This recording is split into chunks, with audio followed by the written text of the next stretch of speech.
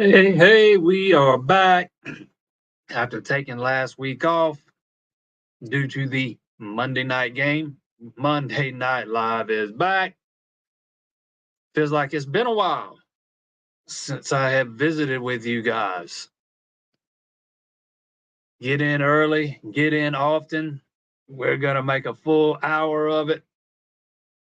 I will take every question I can. Um, I generally try to do that. I'll start off by saying I'll go back to the opener and to the Duke game.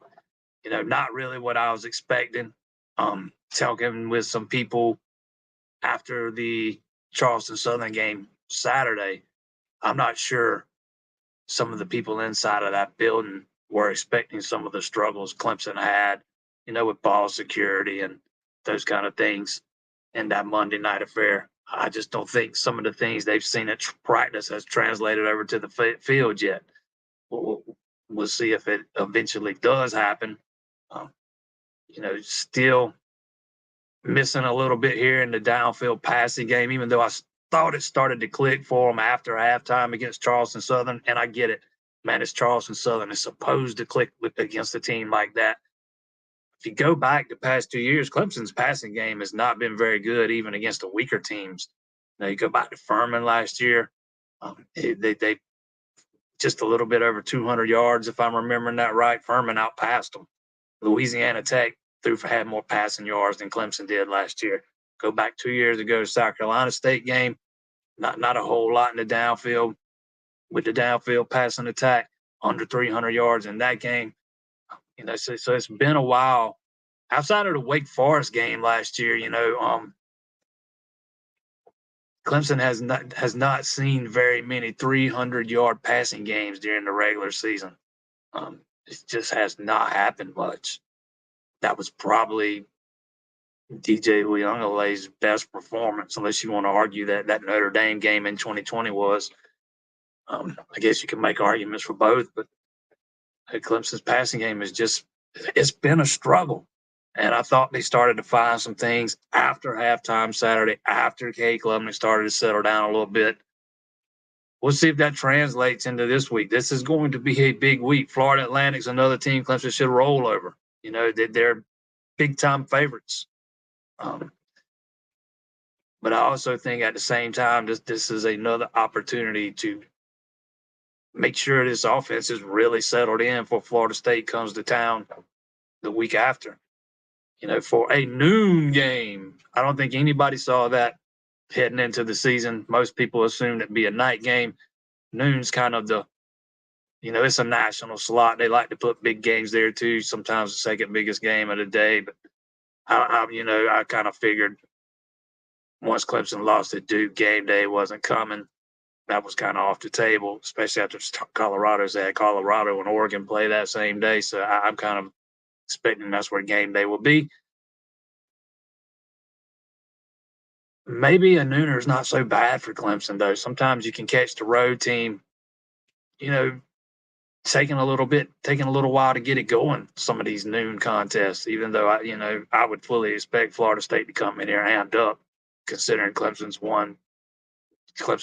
not lost to them since, what was it, 2014, 2013. It's been a while. So, I'm sure Florida State's going to be up for that game, make no mistake. But every now and then you'll find a road team that it takes a little while for them to get going on the road for a noon matchup. And so it's something worth monitoring. Thought the defense, after not playing very well in certain aspects against Duke, played much better last week. And again, I know who they were playing. Still, sometimes you can tell the tackling was much better. Didn't see the terrible angles from the linebackers they were taking against Duke in that Monday night loss. I just thought it looked a lot cleaner. Things we did not see in Durham. We'll see if they build on that. It was kind of a dominating performance. It was the kind of performance you expect to see from a Clemson defense. And we saw a little bit of fire from those guys, man. Didn't see much fire in Durham. Wanted to see some fire and saw some Saturday. again, we'll see if that carries over.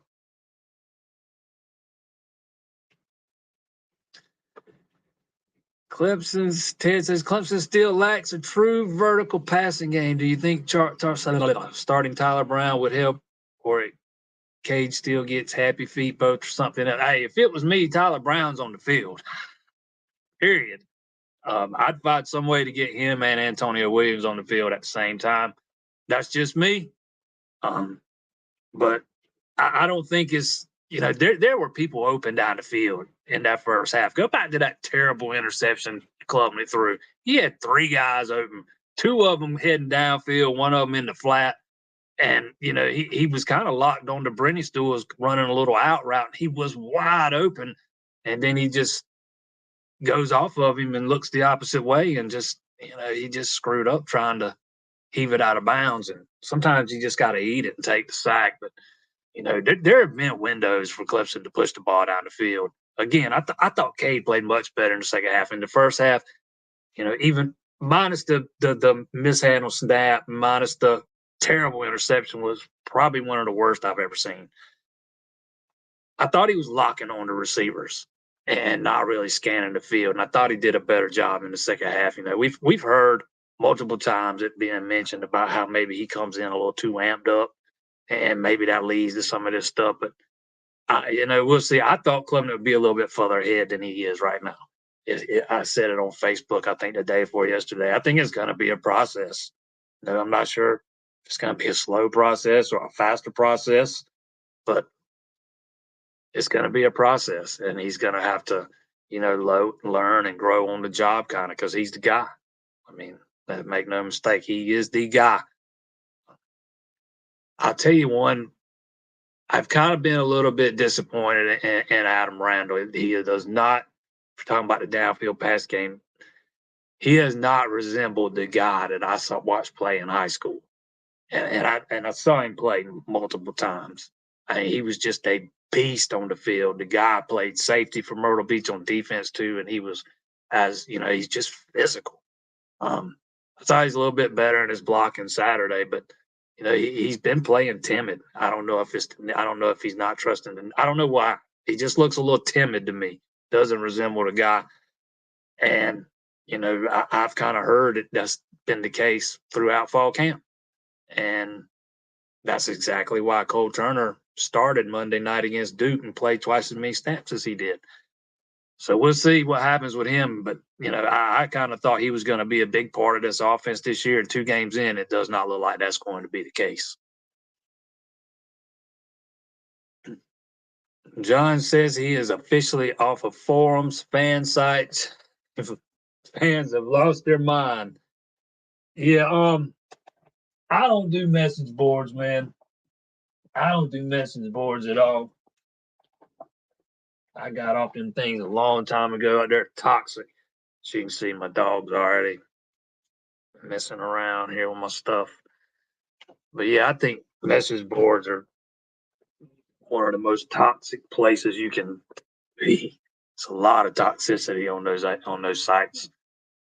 But I the only message board that I'm ever on is ours, and I only post stuff on it. I don't read a lot of the comments unless somebody specifically replies to something I'm saying. So it's toxic. But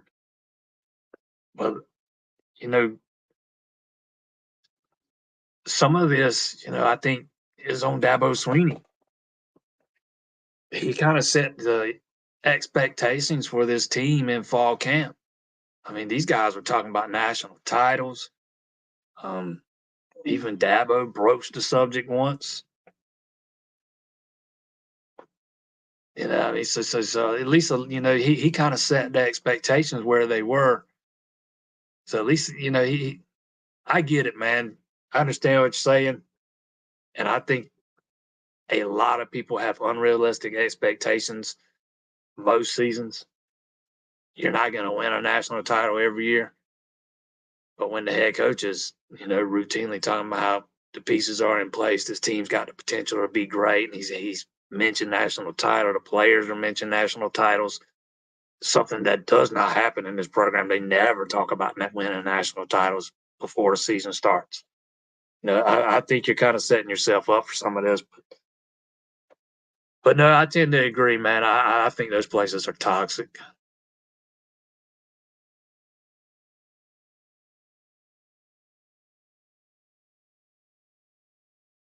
What will be said if Clemson beats Florida State? Yeah, I don't know. We'll have to see. Number one, if they beat them. Number two, how they would go about beating them. How that game plays out. Clemson's kind of falling all the way out of the AP poll now. They're kind of hanging on there in the coaches poll, but Florida State would probably be ranked higher than they are still, even if they do go, come down here or come up here and get beat. That would they would have to take a big time tumble in Clemson, a big time jump for Clemson to pass them in any polls. Not that the polls even matter right now. Again, me and Zach have talked about this on the radio show. Clemson's got one path to the playoff. Period. They got to win out. You win out, you're probably in. You lose another game, you're out. Period. That's off the table. No two-loss teams ever made the 14 playoff, and I don't expect it to happen in his final year. You got to win out. But if Clemson beats Florida State, I don't know what's going to be said. It depends on who you're talking about. What's going to be said by who? Are we talking about fans, national media, what? It just depends. I don't know, and it depends on how Clemson wins that game.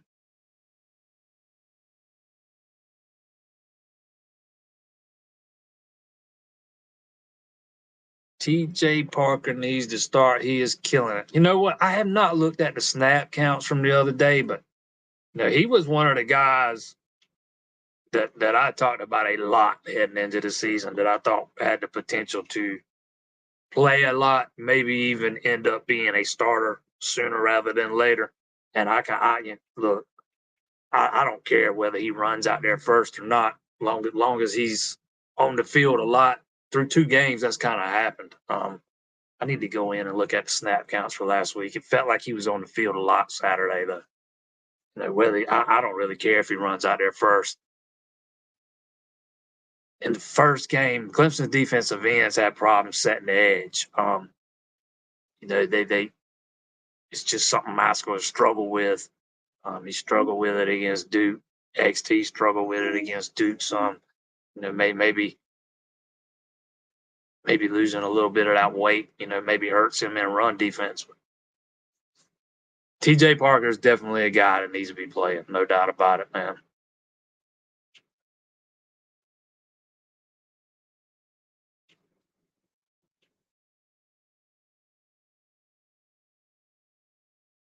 Still think Clemson will get it together. You can see flashes of it. Yeah, you can see flashes of it.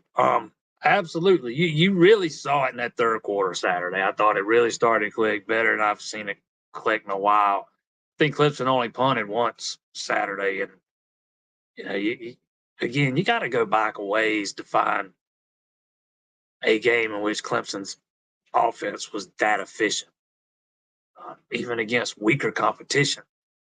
It's been a while. It's been a good while. Even when they've put up points and put up yards, they'll go into these long lulls.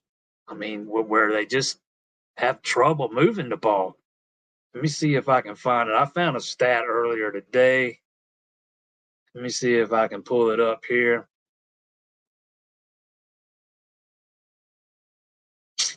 About Clemson's offense through the first 2 games. They've had 26 offensive drives. They've only had 2 3-and-outs. They've had 19 trips into opponent's territory and 12 red zone possessions. Although a lot of those were disastrous Monday night. But the one that jumps out to me there is only 2 3-and-outs in 26 possessions. That's just something we've not seen from this offense in a long time. 3-and-outs were kind of becoming the norm last year. They over stretches in almost every game. And we've not had that this year. So that's definitely what you're talking about here. I'm sure you see in flashes of it. And again, I think I still fully believe that Cade Klum is going to be a good quarterback. He's just not quite where I thought he would be at this time. Some guys take a little bit longer than others, and he's taking a little bit longer than I thought he would to get there.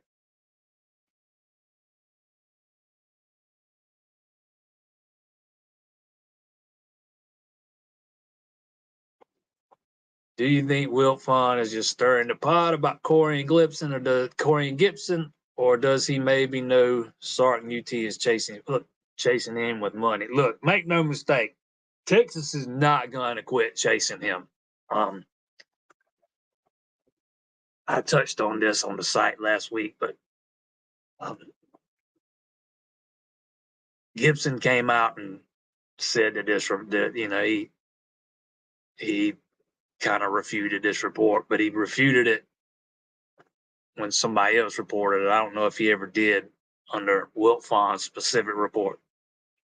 Gibson's a guy I've never talked to, but I did reach out and ask somebody about this, and I was told that Gibson's pretty solid and that they think a lot of this smoke is the same kind of smoke that had Texas as the favorite leading up to his commitment. Seemed like a lot of that was kind of manufactured from their side. And from what I can gather, it sounds like this is too. I mean, don't get me wrong. Texas is not going to quit recruiting. They're going to stay after him. And they have been using NIL big time to get guys in this class, and they're not going to stop.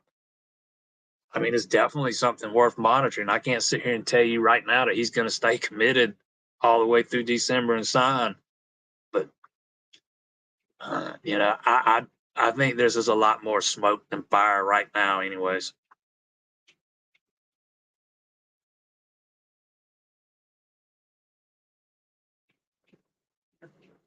Well, with the motion offense with crossing routes off season, I've seen plenty of crossing routes already. So, I mean, I've seen plenty of them.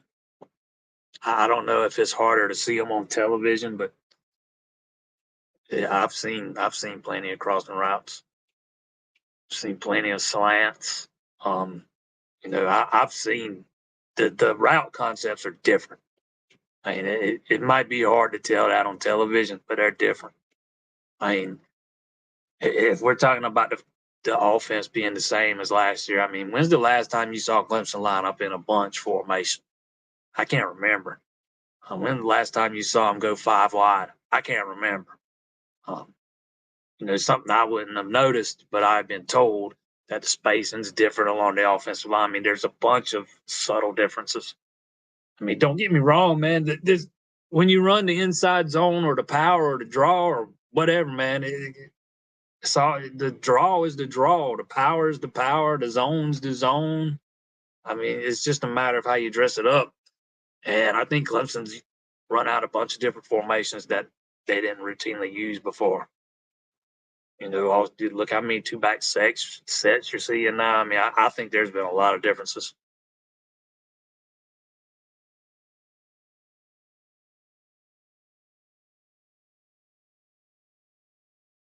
Does Clemson have a chance in the college football playoff?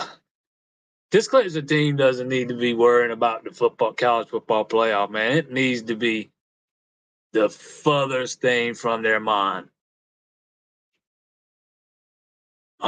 Hey, Sarian, how many snaps did Maskell play Saturday versus Charleston Southern? I see you got that pulled up there, but this Clemson team does not need to be worried about college football playoff. They need to be worried about Florida Atlantic. Part of me thinks what happened in Durham was them looking ahead to Florida State a little bit. They just looked flat, unprepared, and they got outplayed, they got outcoached, they got out everything. Part of me thinks they were looking ahead to that September 23rd matchup. This team doesn't need to be looking ahead any further than what's right in front of them. Now, it's okay. I look, man, I'm not one of those people that say, hey, we got to take it one game at a time, I think it's silly when fans do that. Fans can look ahead as far as they want to, and it has no bearing on the outcome of any game. But Clemson's only got one shot at the playoff. They got to win out. Win out. Period. That's the only chance they got of getting in the playoff. And the Clemson team that I've seen for 8 quarters so far would probably get smoked if they got there. They make too many mistakes.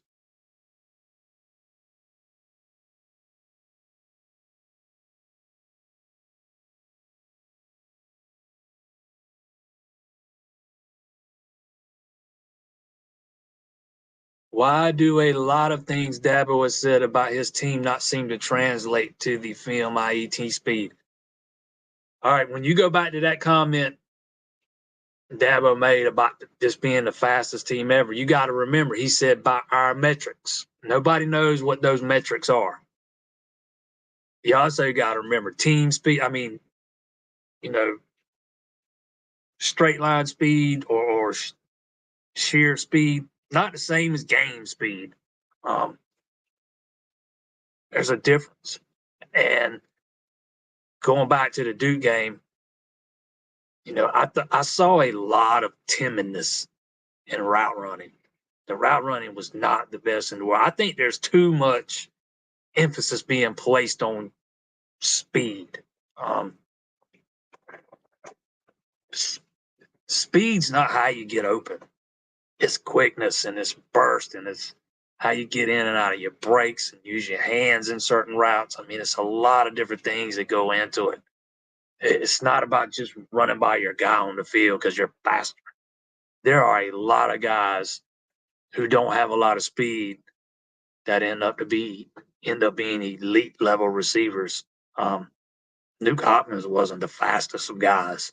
And for a couple of years there, he's one of the best receivers in the NFL. I mean, it's all about how much effort you and work and preparation you put into your route running. And going back to that Duke game, I did not see a lot of good route running in that game. And at the same time, I see a bunch of people talking about the receivers weren't open or creating separation. I'm telling you, there were windows to be thrown in. There were guys open, and Klubnik either didn't pull the trigger or didn't see him. The receivers did not play as bad as it looked on television. Because after I said I wasn't going to watch it, I went back and watched it. Now, don't get me wrong. Again, I'm telling you, it looks like receivers are timid in their route running at times. I think, Jake Brennan still ran one of the worst routes I ever saw in that game against Duke. I mean, it was one of the worst I've ever seen. There was one play where all the receivers were running routes except Bo Collins. He's out there blocking like it was going to be a running play. I mean, it's a bunch of different things, man. I think speed gets overused sometimes. But you got to remember when he said that, he said by our metric. And if that's straight line speed, that don't always translate to game speed. I'm sure it probably was straight line speed.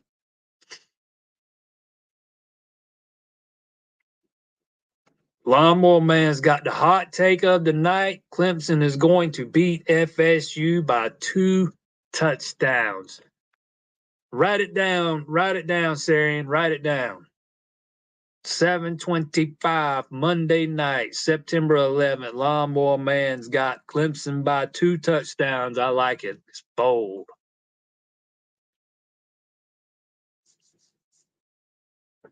Just heard about the offense being a lot of motion during the offseason.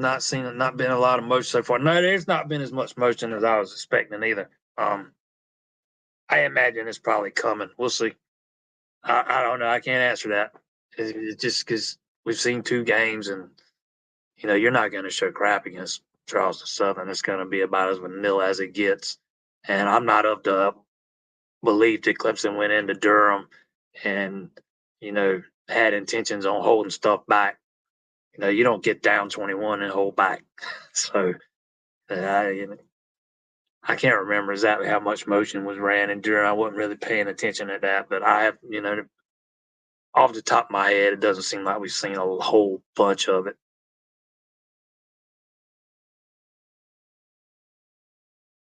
There you go. Maskell had 15 snaps to TJ Parker's 25 against Charleston Southern. Yeah, I thought TJ played more than Maskell. I wasn't sure, so I didn't want to say it out loud. We'll see if that. I think the further we get in the season, the more we're going to see TJ Parker. Man, he's proving that he is ready. He is proving that he is a force to be reckoned with on that defensive front. The way the season has started, we hadn't talked a lot about Peter Woods either. But man, he's every bit as advertised. If you just when he's on the field and you just focus on him and watch him and just him and nobody else, man, he is a handful. He's fun to watch. I was watching sometimes those Charles Southern guys were double teaming him and still couldn't handle him. Man, he is a ton to handle.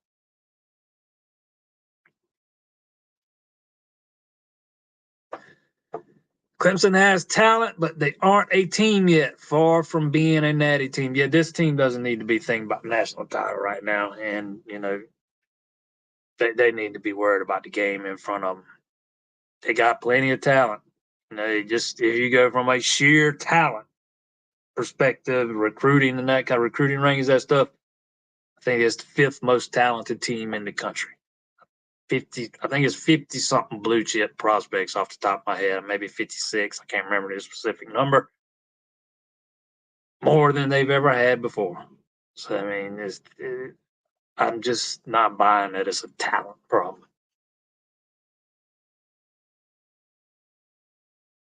How would you assess the O-line overall so far? To me, it's a weird mix of very good and almost head-slapping bad.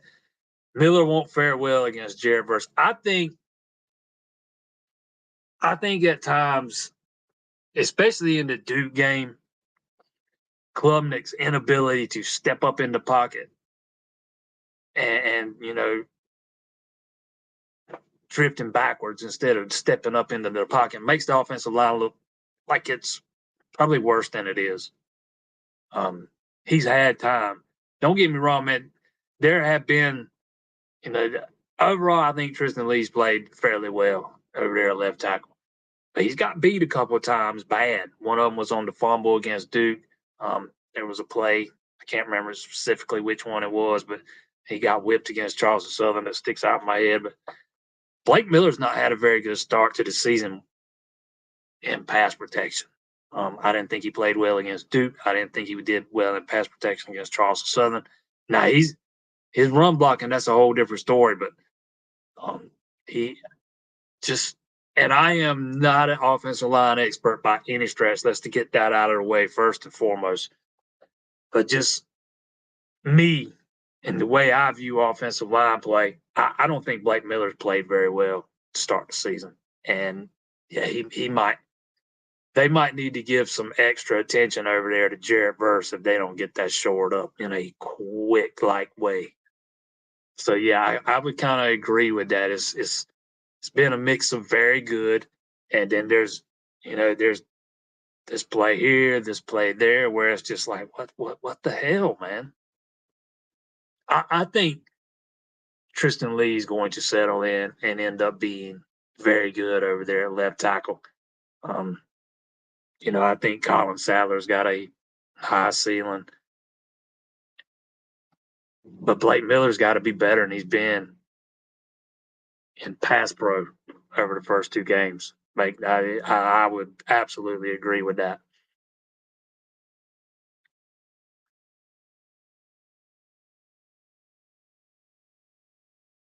Stellato has to start. He had the most separation speed I haven't seen in years. Stellato had 4.4 speed coming out of high school. He's had an ACL injury, several issues with hamstrings. Whether he's still 4.4, I don't know. But he's still got wheels. He can still move. If he can stay healthy, you're going to see Stellato because he can help this team. I'm not ready to say a guy that's barely practiced in 2 years should be starting. But I do think he could be worked back in slowly. And as he gets in game shape, play him more if he continues to produce. He had 5 catches in that game, averaged about 10 yards a catch. I'd like to see someone with his talent level and ability be a guy that, they try to stretch the field with. But yeah, I mean, you got to like what you saw out of Troy Stellato, man. And he was pretty emotional after the game. He's not played in a long time. Heck, he's not hardly practiced in 2 years. He's been so banged up. So it's just something he's going to have to work his way back into. I get what you're saying. I just don't know if I'd run him out there as a starter right yet.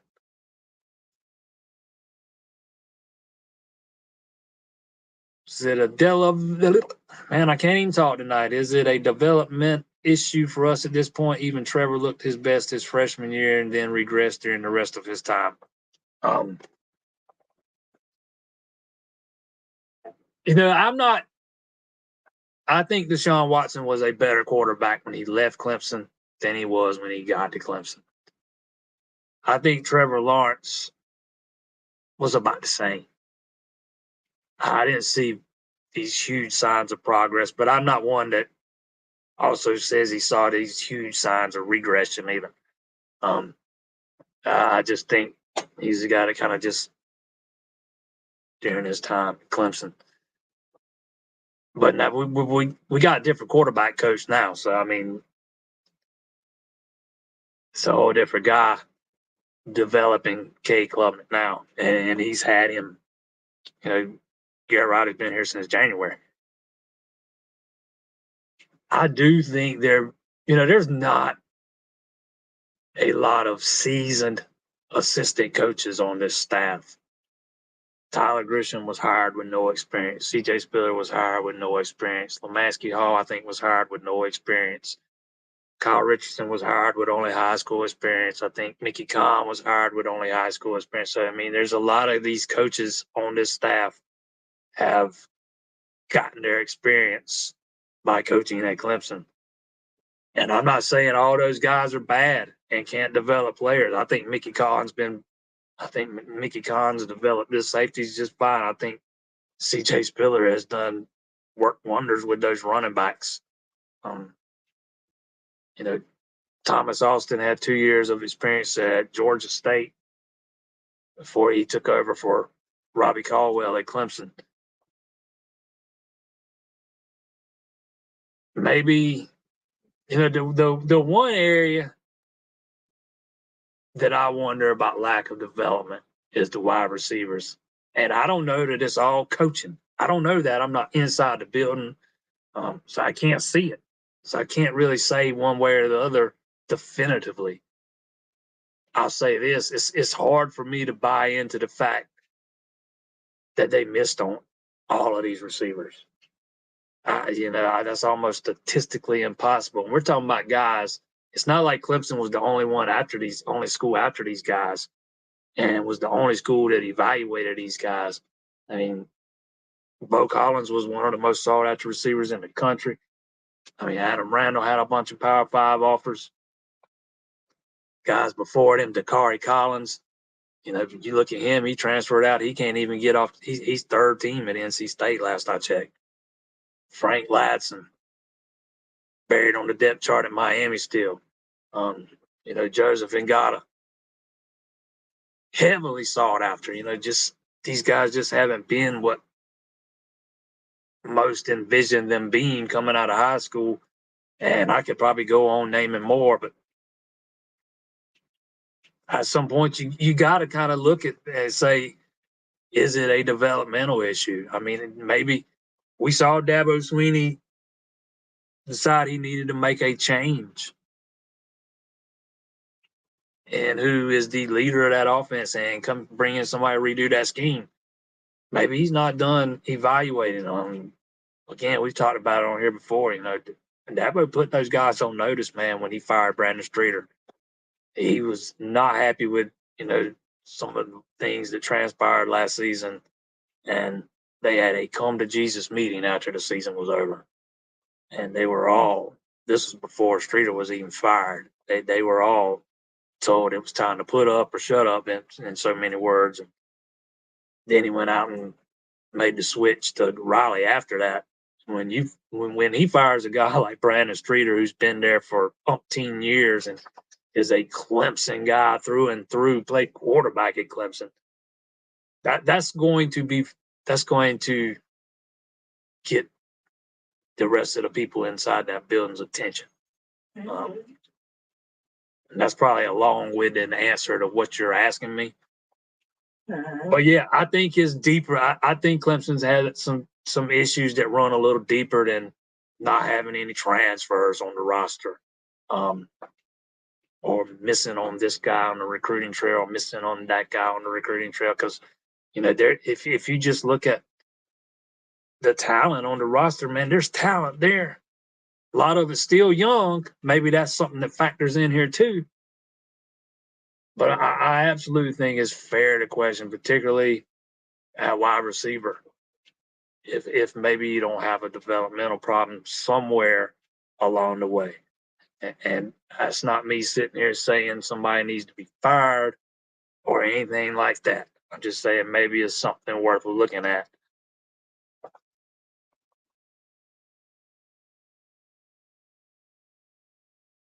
Nah, Lamo, man. I like it. It's a bold take. I like it. I always like bold takes. Put it out there. Stellato is a man on a mission. He's got more drive to probably earn his snaps. You know what? I tend to agree, especially after we finally got to talk to him a little bit after the game Saturday. I got the exact same feeling, man. He feels like he's kind of been forgotten about. And he absolutely sounds like a guy with a little bit of a chip on his shoulder. I'm kind of anxious to see where it goes from here. Hopefully his injury issues are behind him, man. Because just like XT, man, he is a guy that could absolutely use a break. He needs a little bit of luck when it comes to staying healthy.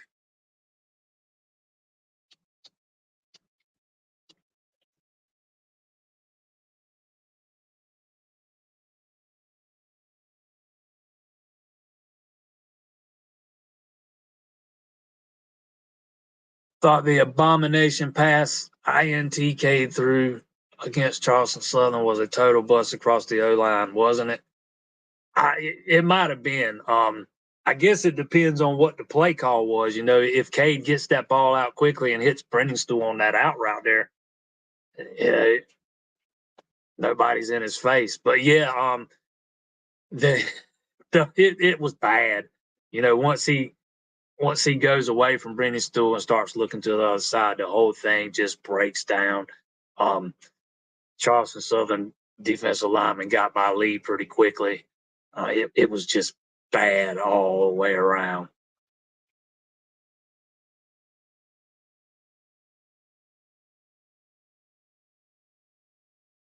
I think we should just pound and pound until the passing game opens up. We got four grown men backs. You know what? That'll work just fine against Florida Atlantic, but Florida Atlantic, I don't know. See, I tend to disagree with this. I think you need to do. I think when you get on the field against Florida Atlantic, you need to do the exact same thing you did against Charleston Southern. You need to work out some of the kinks in that passing game. You got to get as much of the issues ironed out as possible. That's why Klubnik stayed in the game much longer than any other starter did. He played through the first three quarters. None of the other starters did that.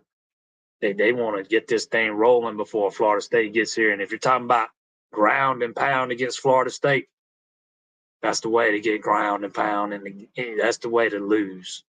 You will not line it up, run it down Florida State's throat without an ability to at least, or without the threat of at least a downfield threat. They will put 8 in the box and dare you to throw it. It just won't work against the better teams, and against the less talented teams. I think that's when you need to be taking advantage of that opportunity and giving Klubnik and those receivers every rep they can get in the passing game.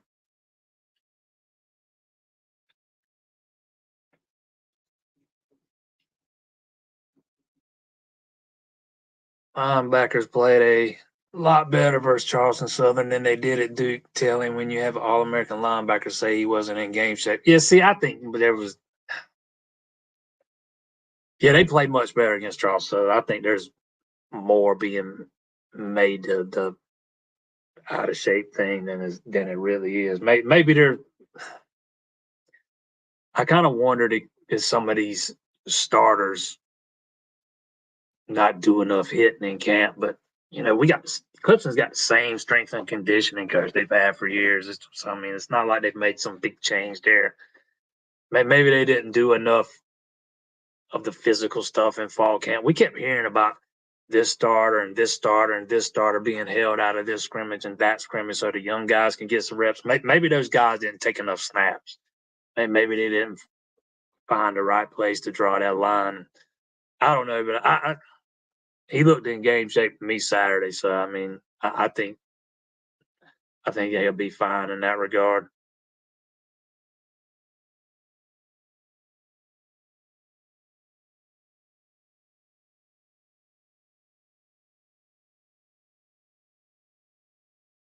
The rat poison on the fan forums will 100%. Will tell you it's 100% certain that the friends and family plan for coaches and lack of getting senior players from the portal explains everything that is wrong. Yeah, I know, I get it, man. You know, I can't tell you how many times I've been told this week Dabo refuses to use the portal, and look, yeah, sure, he was slow to come around, but he's there. They tried to address the offensive line after 2021.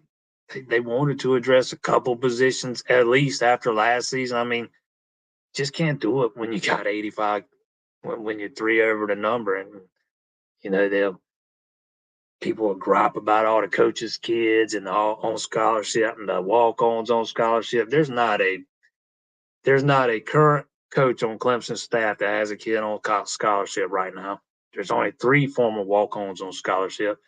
So I mean, Dabo's kind of damned if he does, damned if he doesn't. When he was kind of not using up the entire allotment of scholarships each and every recruiting cycle, people were killing him over his roster management. Now that they are using all those spots, people are still killing him over that roster management because he's not using those spots exactly how they want how those fans want him to use it. So again, he's kind of damned if he does, damned if he doesn't. And that's not even getting into the havoc that the extra COVID year is wreaking on some of these coaches having to manage their rosters. It's just I don't think Clemson ever envisioned that many guys coming back after last year.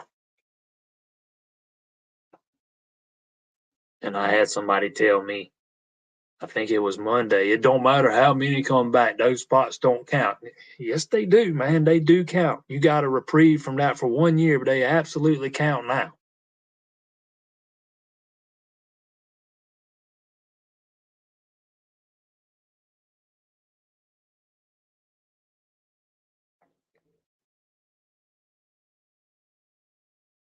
Yeah, I would agree with this. Stellato needs more significant playing time. And if he stays healthy, I think you'll see more of that. Again, we're talking about a guy that hasn't practiced in 2 years up until the week before the Duke game. So he's kind of been at practice 2 weeks now, if I'm remembering that right. So it's gonna. If we're talking about a guy that might not be in game shape, this is one he might not be quite there yet. I don't think it'll take him long though. I mean, he looks really good. He looks really good, and he looks very, very motivated.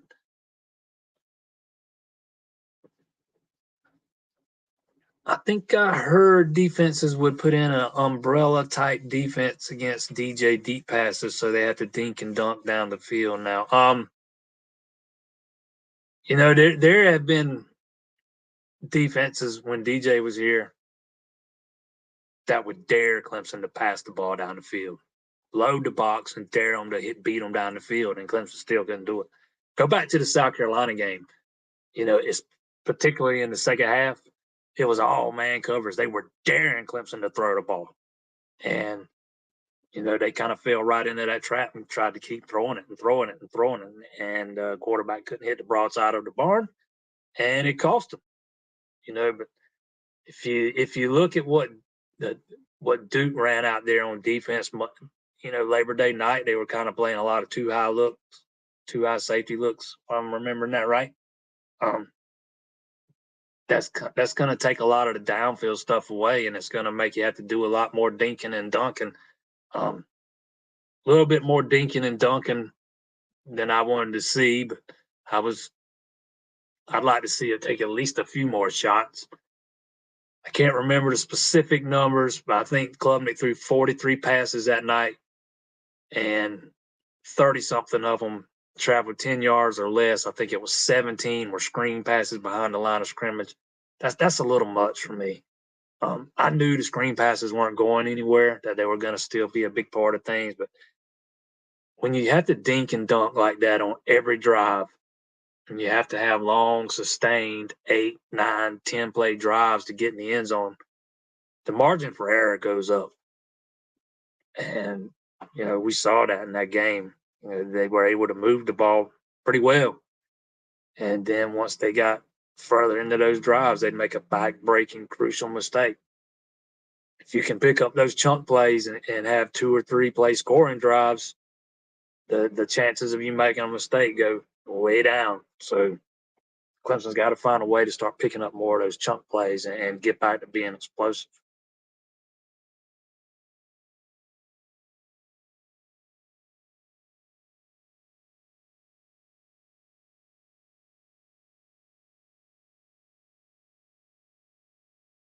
Where's that hat being so? Y'all, that's the second comment I've seen on my hat. Y'all like my hat, huh? I don't, I have to ask Zach. I'm not sure. I don't know. I don't know if he's got any for sale or not. I have to check with him.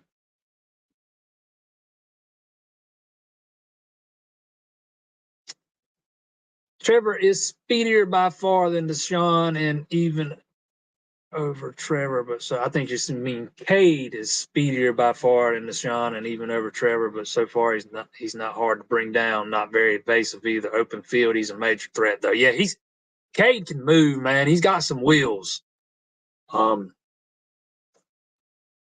He's even faster than I thought he was. I'll be quite honest. If you listen to him today, they said he said he was clocked at 21.6 or 21.8 miles an hour.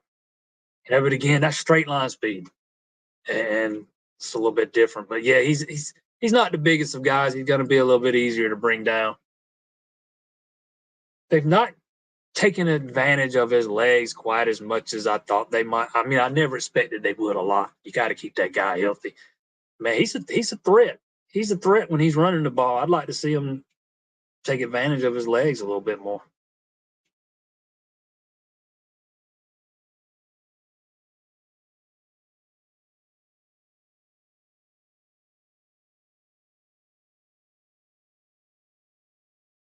Should we be worried about losing recruits? Look, I am of the opinion that one game doesn't affect recruiting too much.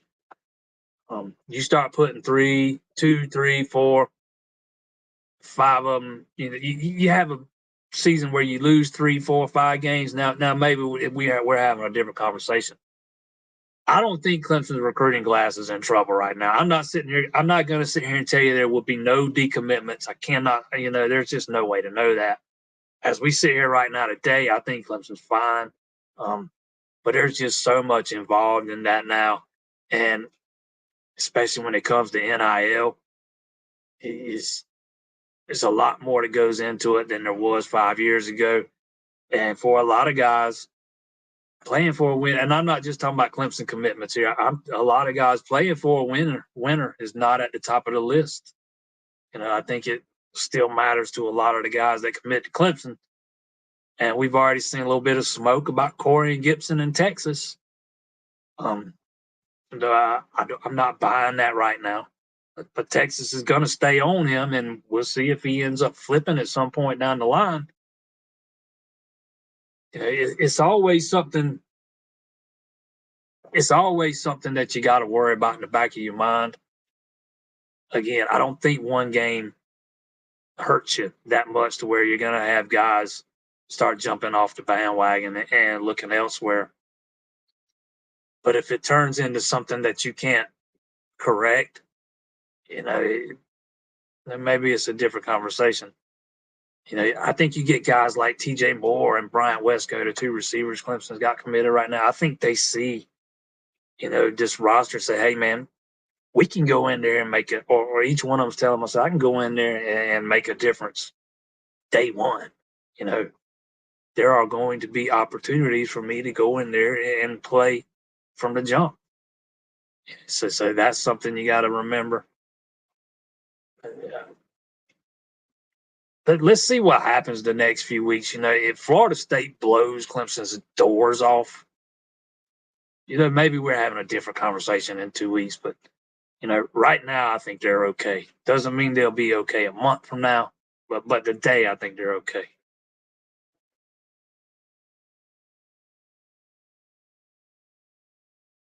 A lot of fans are angry because Dabo won't boot people like year 6 COVID scholars like some other coaches do. Yeah, I mean, I've had fans mad that Dabo took Tyler Brown last year. I mean, about Tyler Brown and Jarvis Green should have never been offered. They'll never make an impact on this roster. Those should have been saved for the portal, even though you already thought you were going to have a few that you could use in the portal. They should have saved even more. He should have that kind of crystal ball where he could see into the future. I get it. People are frustrated, man, but a lot of these takes aren't realistic, man. I was actually told, you know what, never mind. I'm not even going to go into that.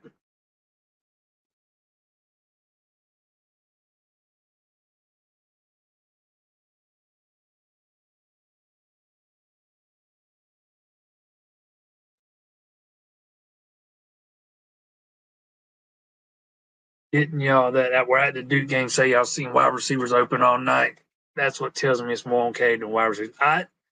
Actually, what I said was there were some windows to throw in, and there were multiple times there were receivers open that he either didn't see or didn't pull the trigger and hit his check down man. That don't mean they were running wide open all night long. I saw a lot of timid route running in the Duke game. I saw one of the worst routes I've ever seen run in the Duke game.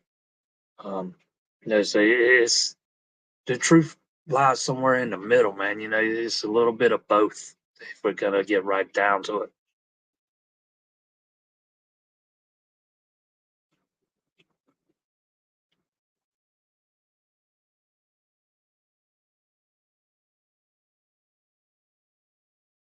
Clemson's linebackers are really undersized. Clemson's defense is built for a lead with speed. If the offense is not producing, then it is hard to stop with the undersized back seven. When Barrett Carter got here, I think most of us expected him to play the same. Then he got moved inside after Trent Simpson got hurt last year. And he kind of shined playing in the wheel. Is he a little undersized? Probably. I think he makes up for it with his speed. I think he's one of the faster guys on the field. I mean, he weighs 230. He's 6'1", 230. I'm trying to remember what Trotter weighs off the top of my head, and I can't. I'm gonna look it up right quick. My memory's just not what it was. Trotter weighs 232. He's 6 foot. Maybe they're a tad undersized, but they're both very fast, sideline to sideline. Clemson's got more athleticism and speed at linebacker right now than they've ever had under Dabo, I think. Guys like James Skowski and Spencer Shuey, they made up for their lack of speed and lack of athleticism with football IQ, man, and sheer determination. We'll see if these two guys have that kind of mentality.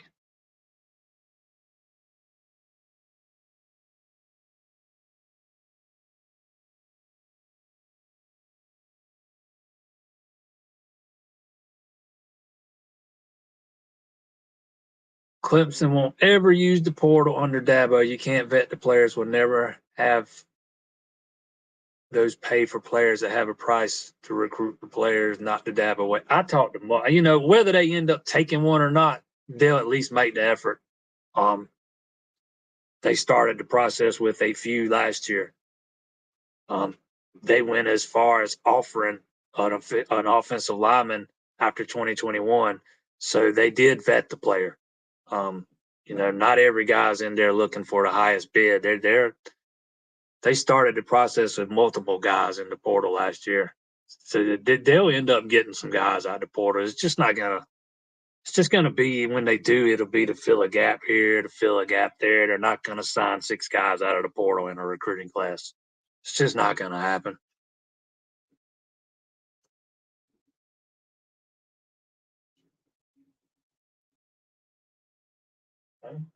Yeah,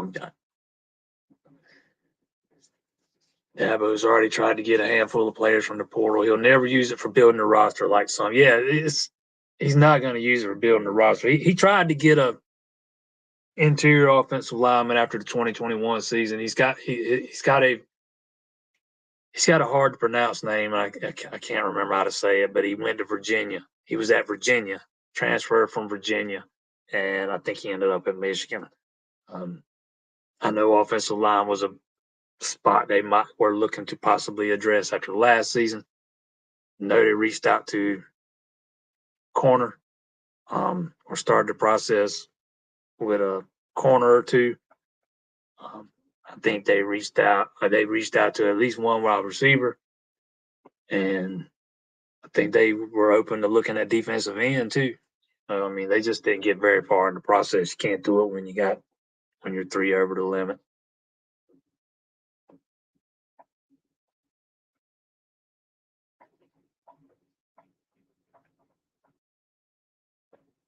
Speaking of NIL, heard the 85 scholarship players on the team getting their $40,000 from the NIL sources at Clemson. Yeah, I don't know the specific numbers on NIL and stuff, but I know the highest paid Clemson player on Clemson's team last year made way more than that.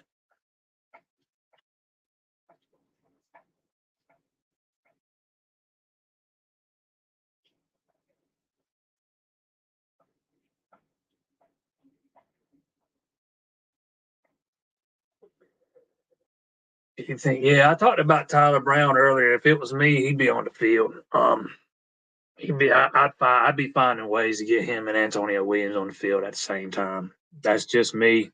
I'm not the head coach there, but yeah, I expect you'll start seeing more of Tyler Brown. I just don't know how much and how quickly. I think you'll start seeing more. As you saw Saturday, man, it didn't take long, and they already trust him as a punt returner. Didn't take long.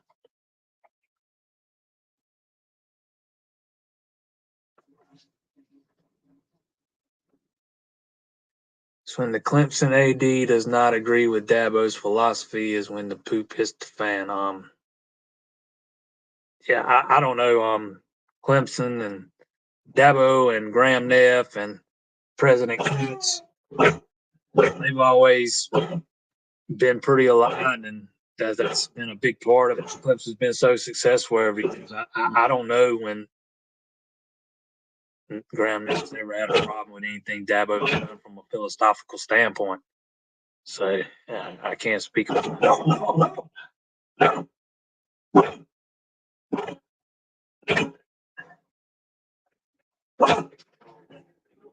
Bear with me. For a minute. Never fails. She's got to get her screen time, man.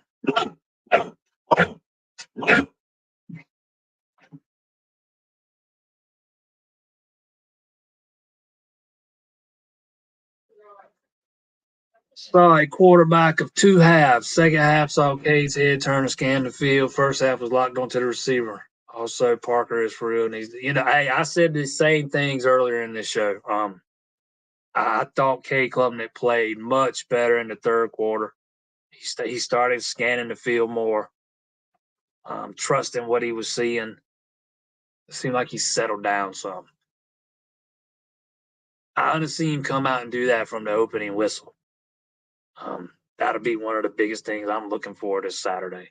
I want to see him do that in the first quarter instead of having to settle down a little bit, come down from the emotion or whatever it is that's plaguing him early in games. But again, I think it's going to be a process with him, and it's just a matter of how fast that process takes, how long that process takes.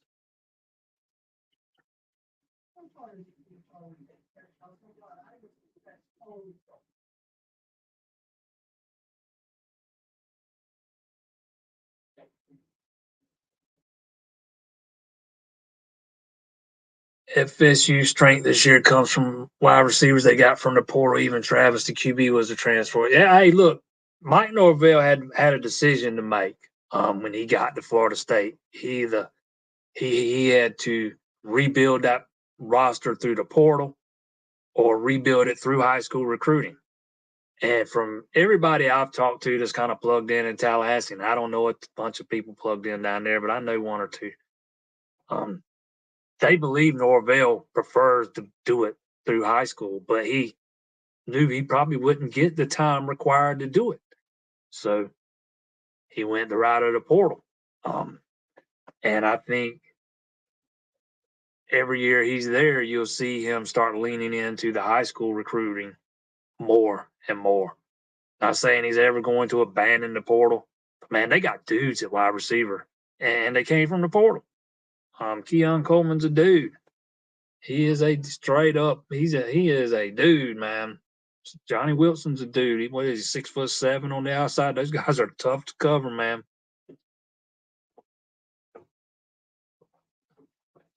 Tough to recruit the portal just to fill gaps. Those guys aren't wanting to transfer to ride the pie. Yeah, that's not what I mean when I say fill gaps. I mean fill gaps when you need a starter for a year to bridge a gap from one starter to the next. I'm not talking about depth guys. They just go by it after 2021. Clemson was looking to bring in a center to bridge that gap to the next guy before they moved Putnam there. It's that's kind of the thing I'm talking about. Maybe find a graduate who's only planning to play one more year, come in and play a year while the guy behind him is still getting ready to be the starter. That's kind of what I mean when I say fill gaps. I don't necessarily mean go out there and look for depth guys that's going to ride the pine because you're going to have a hard time finding those guys. I don't see why. There are so many guys that go in the portal that never come out. You think it'd be easier to find some depth guys, but it seems like there's still a lot of stubbornness in there. But yeah, that's kind of what I mean when I say fill gaps. I think you're going to see them. I know one of the wide receivers they were at least interested in last year. They weren't bringing him in to sit the bench. He ended up not transferring at all, if I'm remembering that right. He come back out of the portal, but I mean they were looking to bring some guys like they wanted to bring a corner in here to start because they didn't think Sheridan Jones was coming back, and they weren't sure that Pride or Lucas were going to be ready to start next year or this year. They were looking to bring some guys in here to bridge gaps that way.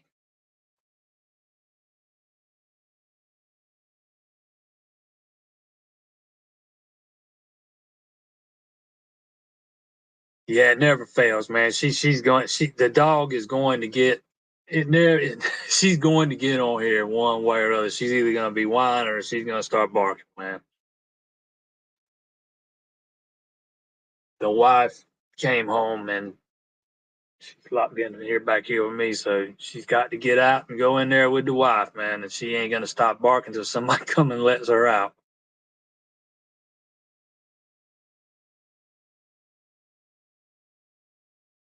All right. Last one. What do you think about the noontime for FSU game? Seems like a diss. Some think it plays in FSU's favor. I don't see how, but yeah. I don't know that it's a diss. It's one of those national slots. on ABC, so it's not like they're sticking you in a 3:30 regional slot. You lose at Duke, man. You're probably not going to get that primetime spot when Colorado and Oregon's playing on the same day, and all the media attention Deion Sanders is getting. You lose to Duke, you kind of earn that.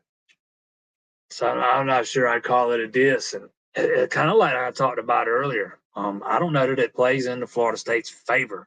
They're going to be up for this game probably no matter what time it is. Clemson's got the long winning streak against them. Went down there, and pumped them in the first half last year. Florida State made a comeback in the second half, but they kind of pumped them in the first half and pumped them a couple times during this streak. And the stuff Dabo said about them using COVID as a excuse to cancel.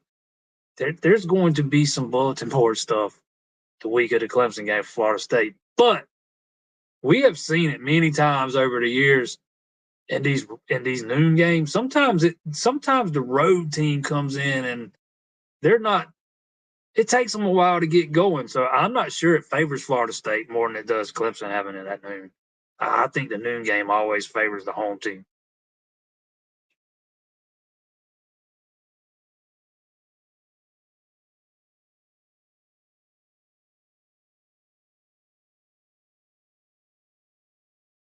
Yeah, it's not on the CW. All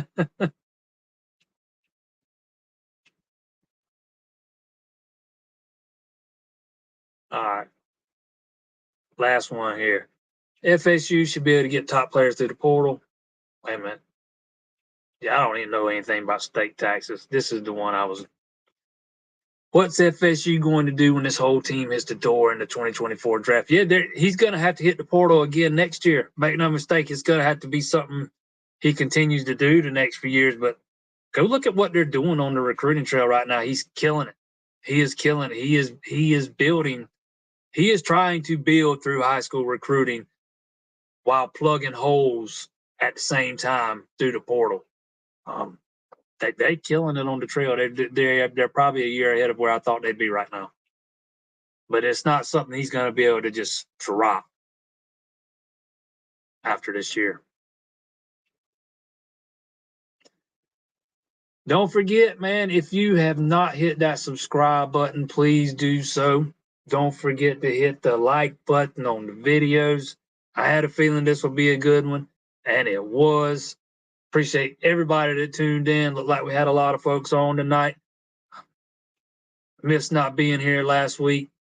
Well, me and Zach will be right back here tomorrow night, 7 p.m. Wednesday night, 7 p.m. Thursday night, 7 p.m. Clemson Tigers radio show, all Clemson Tigers radio show. We will be live at Magnetic South Friday, 5 o'clock, Florida Atlantic pregame show. If you can't make it out there, although we hope you can. Zach's got a lot of free swag to give away. Can't make it. We'll be right here on YouTube as well. And every Sunday, Brad's got Sunday Reset for you, man. He kind of recaps the weekend, gets you prepared for the next week. A lot of stuff going on here on our YouTube channel, as well as the site, allclemsontigers.com. Check us out, and I will see y'all next Monday.